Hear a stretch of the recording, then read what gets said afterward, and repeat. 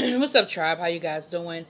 Uh, this is gonna be Braxton Family Values meets Iyanla Van Zant Part 2. So go ahead and hit that subscribe button. I hope you like this video. Again, I'm not going to do a play-by-play. I'm just going to go down the line. I got my notes in front of me. I'm just going to go through my notes. First of all, am I the only one that feels duped by this whole thing? I told y'all 2 videos ago that I thought this shit was set up anyway. Not that Iyanla was set up, because I don't think Iyanla would be a part of a total setup, but I think that them going to therapy was a part of the storyline from the well, I don't know about from the beginning, but at a certain point, I'll say that.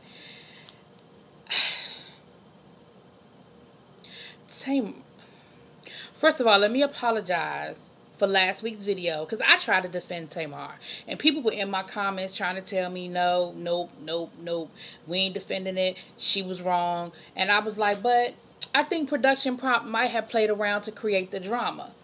Come to find out, production did change their call sheet to 1:30, where they had agreed to meet at 11, and production gave them a call sheet changing it to 1:30. But Tamar, you still rolled in that motherfucker at almost 4 o'clock. And then you would not accept the fact that you were wrong. You would not accept the fact that you did anything wrong. How you gonna be 2 hours late and still walk up in there like you ain't do nothing wrong, and then don't understand why people mad about it? And then she gonna tell Iyanla, well, I feel like it's a double standard because you said stay to the process to the end. Iyanla was like, oh no, you broke the agreement. So once you broke the agreement, all bets are off. I'm with her on that. And then Tony, if Tony got there 1:45 and Tamar didn't get there till almost 4 o'clock, how did Tony miss that whole situation that went on in the house between Tamar and Iyanla? How she walk out the door and didn't know what was going on? Remember when Iyanla was leaving and Tony was coming in? And now I know they said she had to get on a conference call. So not only were you late, then you still, let's say they had started filming at 1:30 on time. You would have had to leave to go do a conference call and come back. See, yeah, I'd be pissed off. I'd be pissed off too, So we started off. So I apologize because I tried to defend her, but you was wrong. You was wrong. And something that Iyanla said was, this behavior has been accepted. And that was what she was trying to say last week. And I said that in my review. She wasn't going off so much on just Tamar as she was saying, this behavior has been accepted. Y'all have accepted it, but I will not. There are going to be consequences to you disrespecting my time. And the consequence is, I'm going home. I'll be here tomorrow. You will not waste any more of my time today, because I was where I was supposed to be when I was supposed to be there. You will not disrespect my time. I don't blame her for that either. And Trina even said that this is something that has constantly gone on throughout the show, that Tamar and Tony were unavailable and they were filling the gaps. And something that came up, I can't remember at what point it was said, but Tawanda said, we accepted the fact that what they were doing was more important than what we had to do. And that their lives or their businesses or whatever was more important than our lives and our businesses. That's the narrative that was spun, and we accepted it. And now it's time to set boundaries. I think a lesson was learned. If nothing else was learned, that's lesson number 1 that was learned.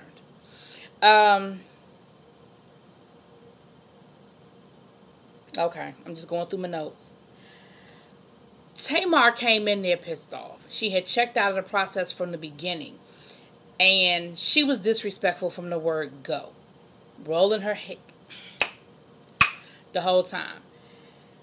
I didn't understand, and I still don't understand, what it was about behavior that kept setting Tamar off. She kept saying, you calling me names. Saying someone, and she never said bad behavior. She said her behavior. Now, of course, the insinuation is that it's bad behavior, but she never used that adjective. She never described your behavior as bad. So what was it that was setting you off? Is that you knew you were being disrespectful and you were mad because somebody was calling your ass on it? Is it that you've been told that so many times before that you are pissed off or upset that somebody would use that narrative to describe it? Like, what was it? that kept setting her off from the word behavior. Because she said, "You're going to stop calling me out my name." At no point. Now, Neffy, she called Neffy out her name. She called her a gutter snipe. Bitch. Yup. Tamar, she didn't call you out your name. She didn't say anything other than your behavior is unacceptable, your behavior is disrespectful, and she even said your behavior is abusive. And it is. The way Tamar treats her sisters is abusive. Not with fists, but words can be just as harmful.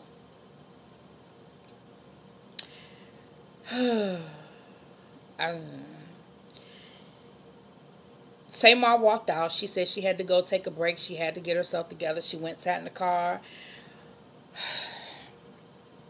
Here's the funny thing, though. At the moment when Tamar got that pissed off and actually left, Iyanla was defending her. You know how you can be so mad at something and be so in the middle of something that even when someone is defending you, you can't receive it.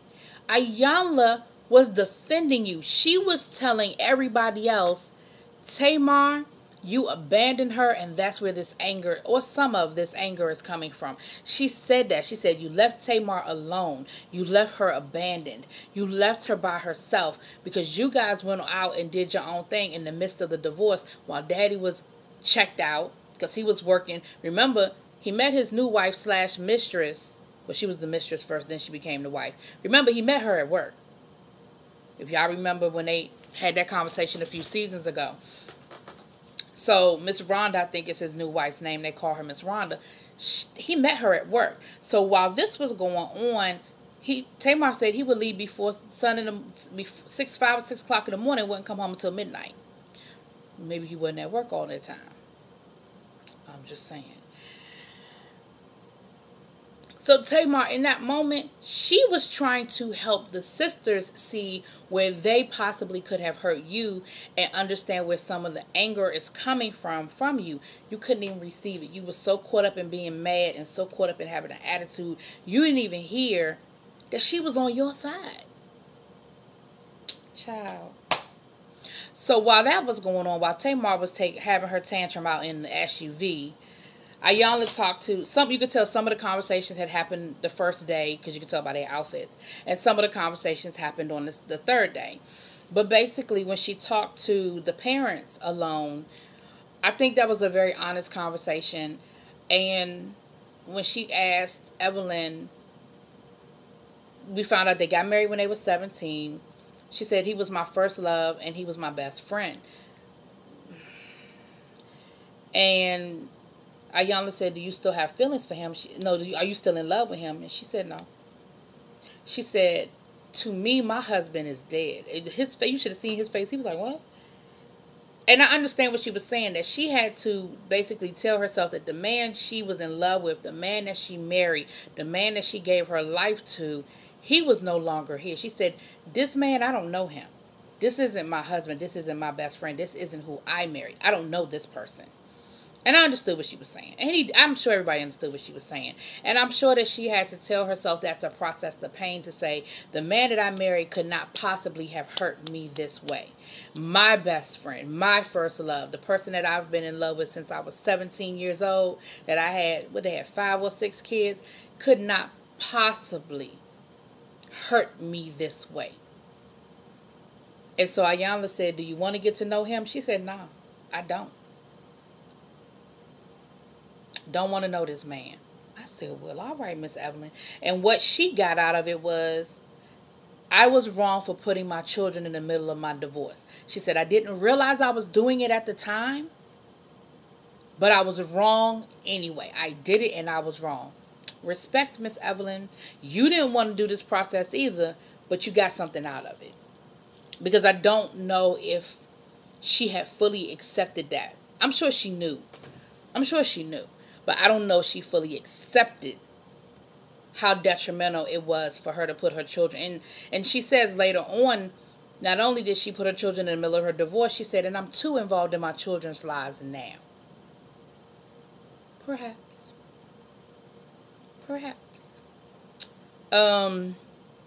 So Iyanla and Tamar got into it really bad. I mean, they were going back and forth. Y'all know Iyanla don't give a fuck. She laughed in the midst of your anger, right?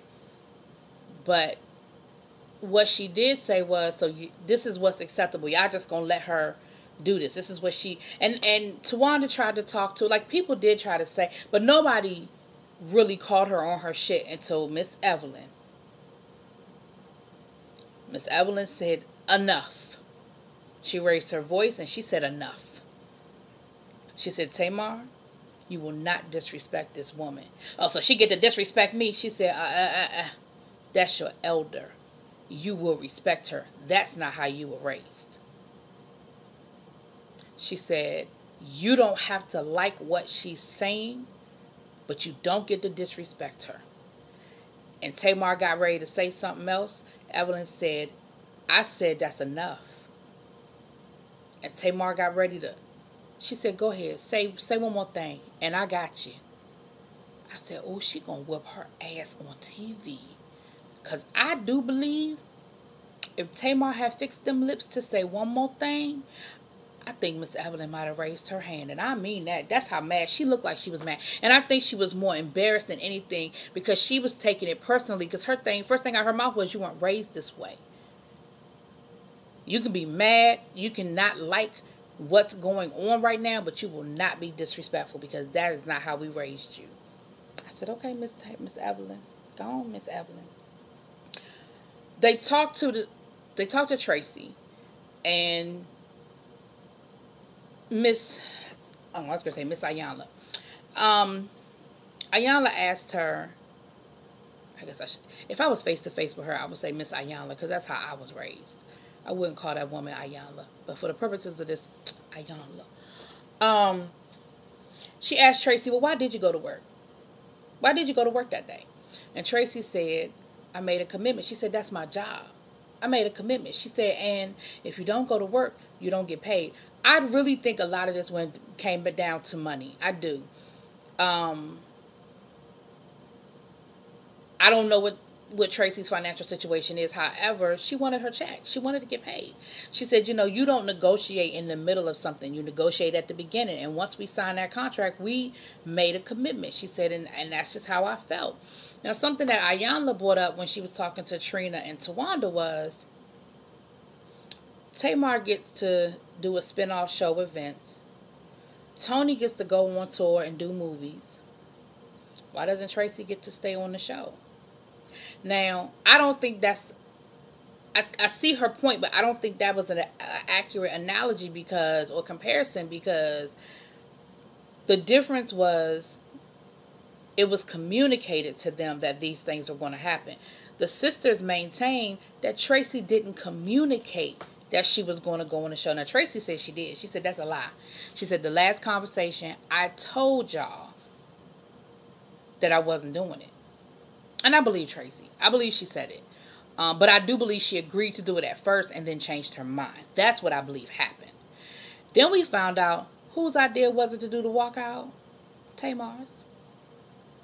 Tamar put a battery in all their bags. That's what that was. Because, see, at the end of the day, Tamar doesn't want to do the show anymore. She doesn't want to do the show anymore. And so I believe that she was trying to create a situation where the show would no longer go on. And the sisters fell right into it. And they were like, yeah, you're right. We do need more money. Yeah, you're right. We should have this. And, remember, Tamar knows, well, all of them do, but they know people on other reality shows, and they know what these people get or don't get, and what type of increases they have and all that kind of stuff. So, that was interesting. Tony said that basically she has lived her whole life with the burden of taking care of her family and feeling like she was obligated to make sure they were okay because she got the contract and the rest of them didn't. And that's something that's already been explored and has been talked about. And I think Tony's getting better at letting that go, but at the end of the day, Tony's going to have to just let that go and understand I am not my sister's keeper from that point of view. Like, it is not my responsibility to make sure they are financially set and have the celebrity that they desired. Like, that's not my responsibility. But I think she's got there. I think she sort of has accepted that that's not her place. Do I have any more notes? Okay, I don't have no more notes. Okay. So last but not least, we get to the end. Did we? She didn't talk to Tamar one-on-one because, Tamar was still out in the car having her moment. So they have a white dinner, which basically, the white dinner, everybody goes around and they confess. You start off each sentence with, I confess. And she said it comes from a biblical scripture. Everything is white. And there's certain rules. You can't touch each other. So if you're crying or whatever, you can't comfort each other. You got to let people sit in it. Sit in whatever it is they're experiencing. And so she went around the table. And something that Tony said that was very, very profound. I already said that Evelyn apologized. She confessed that she put her children in the middle and she was wrong for that. The rest of them was pretty generic. Tony's was, I confess that I love my sisters, but I don't like them. Well, she said family. She said, I don't like them too much. And I confess that if they weren't related to me, we probably wouldn't be friends. Now, I can totally understand that. You can like somebody, you can love somebody all day long, but you don't have to like them. Especially when it comes to family. Trina didn't receive it. Trina didn't hear that. Trina said, I think Tony's just angry right now. She knows that if we weren't sisters, we'd still be friends because we've been through so much together. Duh, you're missing the point. Had you not been sisters, y'all wouldn't have those experiences. And so it would only be based on personality. And personality, she's saying that personality-wise, man, I wouldn't rock with these people. These ain't my kind of people. That's what she's saying. And Trina went totally over Trina's head. She didn't hear nothing. She didn't receive any of that. So they go around the table. Like I said, their confessions, all of them were pretty generic until we got to Tamar. I just don't know how I feel about this, y'all. And I'm sorry. Y'all tell me what y'all think in them comments. Tamar said everything right. I sat in the car and I thought about everything. And of course she was dramatic. And she said, I've been spoiled, I've been selfish, I've been disrespected, going down the list. Everything that everybody has ever called her, she said that she's admitting to it. Everything that everybody called her. Then she went on to say,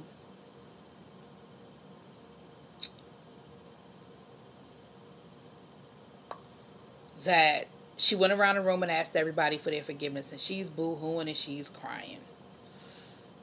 And in the midst of that, she turned it all around, and everybody ended up apologizing to her. What? It started with Tony. Tony was the first one to say, I'm sorry too, Tamar, because I may have hurt you and didn't realize I was hurting you. No. You don't let her off the hook. Let her apologize for being the selfish, disrespectful, spoiled brat that she is. You let her apologize for that. And you don't make no excuses for it. That's part of the problem now. Y'all keep letting her off the hook. And if she's ready to accept it and she's ready to stand in it, let her stand in it. Let her stand in it. Stop defending her. Oh, Lord, I was so mad. I said, they sitting here doing it again. They sitting here letting this woman talk herself right on up out of it. Anyway, I'm sorry, y'all. I was looking for something. Okay. So with that being said, she got to Tawanda and she said, Tawanda, I'm sorry for blaming you for how everybody else treated me. She said, Tracy, and she really got the boo-hooing when she got to Tracy. I mean, she boo-hooed when she got to Tracy. She cried and she cried and she cried when she got to Tracy. I believe that because she know, again, I still don't know what she feel like Tracy lied on her about, but she really feels like Tracy did something to her. I don't know what she thinks Tracy did to her. I still don't know and she didn't say it, but she did. I mean, she was done when she got to Tracy. I mean, she couldn't even breathe. She couldn't even breathe when she got to Tracy, and she apologized for not being there for Tracy and stuff like that. So, Now, the sister said that they feel like she's sincere. They said, Tamar's apologized in the past, but it hasn't come off sincere. I believe this is sincere, and we believe her. Now, with that being said, they know her better than I do. So I'm going to defer to them that they feel like it's sincere, that in the past it hasn't always been sincere, but at this moment they feel like it's sincere. I'll defer to that because I don't know. But I will say this. Something just ain't sitting right in my spirit about this whole situation. And it's reality TV, and it is what it is. The other thing is, did they edit all that stuff out? Because where is she thought her deepest, darkest secrets was getting ready to be revealed. I didn't see anything that alluded to any of that. Now, was she talking about the part where Iyanla was saying that they left her alone in the house and they abandoned her? Is that what she's talking about? Because I felt like Iyanla was saying she was the baby and everybody went off and did their own thing in the midst of the divorce and in the midst of the chaos of the marriage and left Tamar alone to deal with that by herself. That's how I took that. I didn't take it no kind of way that there was any type of outside relationship or molestation or anything like that. I didn't see any of that. Now, maybe it was edited out, or maybe that's when Tamar did start getting upset when I said that I felt like Iyanla was defending her and she got mad and left. So maybe it was something that was a trigger in there, or if something was edited out. But I ain't see none of that. And if that's the case, then WeTV edited it out and your ass never needed to go on Wendy and tell your business, because nobody would have known. Based on that episode, nobody would have known. Anyway, y'all tell me what y'all think. Drop it in them comments. These Braxtons, honey.